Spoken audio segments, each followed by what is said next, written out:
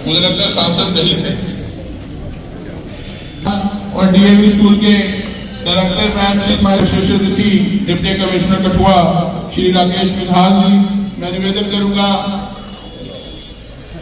आर्य समाज कठुआ के प्रधान श्री मिशन भारती जी से और निवेदन करूंगा समाज कठुआ के प्रधान और उन्हीं के साथ राकेश मिन्हास जी को भी ये आर्य समाज गायत्री मंत्रों द्वारा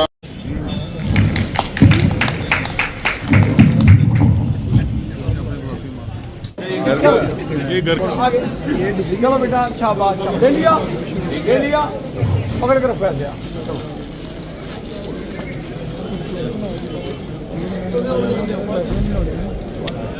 जो बच्चों के साथ यहाँ पहुंचे हैं, भोजन का प्रबंध भी है, तो डॉक्टर साहब की स्पीच के बाद हम सब लोग वापस पुनः हॉल में बैठ सकते हैं या पीछे खड़े रह सकते हैं।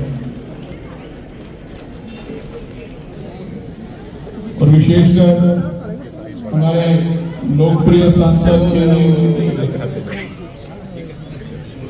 जिनका ये विचार, एक दिशा, ये सोच विचार जो है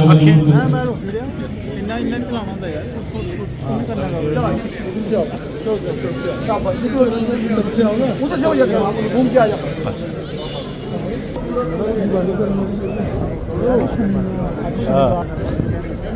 देख लीजिए, चेक चलो बेटा, आ जाओ जल्दी आ जाओ।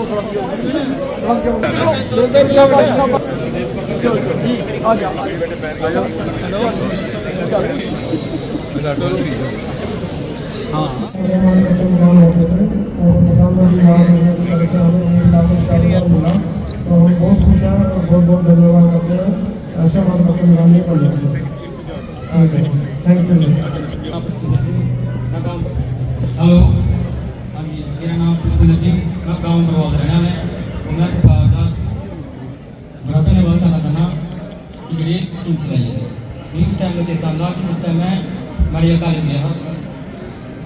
मेरा कोई सारा नहीं है चेता उस कार्ड मेरे कार्ड की वैल्यू में केस आगी बड़ी ज़्यादा है। भविष्य और स्टार्टअप्स की मूवमेंट और मुद्रा मूवमेंट और इस गाड़ी जो गारंटी की गाड़ी के माध्यम से जो स्कीमें आई हैं, इसके लिए युवाओं के लिए इतने सारे अवसर हैं कि मुझे लग रहा है कि समय आ गया हम अपने युवाओं को शिक्षित करें कि सरकारी नौकरी की मानसिकता से हट करके इन विकल्पों पर वो अपना मुकद्दर आजमाएं। इसमें और कहीं अधिक जीविका भी और कहीं अधिक सुविधा के साथ, सरलता के साथ अपनी रोज़गार कमाने का एक साधन है। क्योंकि हमारा ये मानना है कि कठुआ एक नोडल एक सेंटर बन सकता है सारे के सारे पंजाब, हिमाचल और जम्मू कश्मीर के लिए।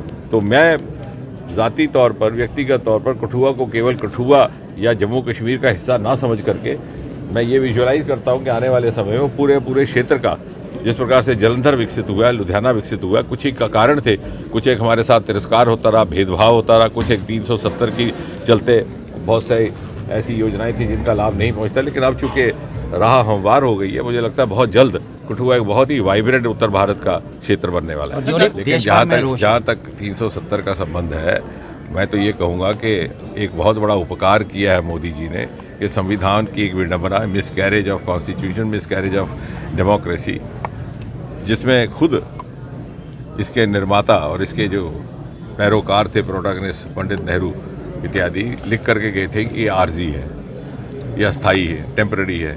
लेकिन समय गुजरने के साथ साथ उन्हीं के जो आगे जानेशीन आए, उन्हें लगा कि इसको बरकरार रखने में हमारा स्वार्थ है और वो अपनी मान्यता और प्रतिबद्धता को भूल गए। मोदी जी ने वो अधूरा काम पूरा किया जो शायद पंडित जी और उनके आने वाले पीढ़ियों के अनुयायी नहीं कर पाए।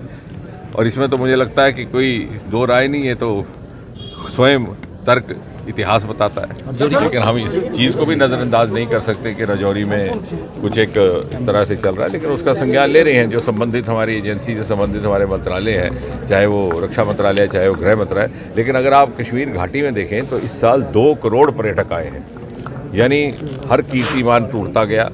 और यहाँ तक कि पहली बार होम टूरिज़्म कश्मीर घाटी में देखने को मिला, जहाँ पर कि उस तरह का कल्चर नहीं था। लोग आमतौर से लोगों के घरों में नहीं आके अतिथि ठहरते जो बाहर से आते, लेकिन वहाँ इतनी किल्लत हो गई होटलों की तो लोगों ने अपने घर के दरवाजे खोल दिए। और उसी से पता चलता है कि कोई भी जब देश विदेश से आते हैं पर्यटक परिवार लेकर के, बच्चे लेकर के, वो मेरे कहने पर, आपके कहने पर या सरकार के कहने पर नहीं आएंगे। वो अपने सूत्रों से पता करेंगे कि भाई मैं अपने बच्चों को लेकर के जा रहा हूँ भ्रमण करने, छुट्टियाँ मनाने, क्या वहाँ पर सुरक्षा है कि नहीं है। तो अपनी तसल्ली करके, मुझे लगता है हमारे लिए सबसे बड़ा प्रमाण पत्र वही है।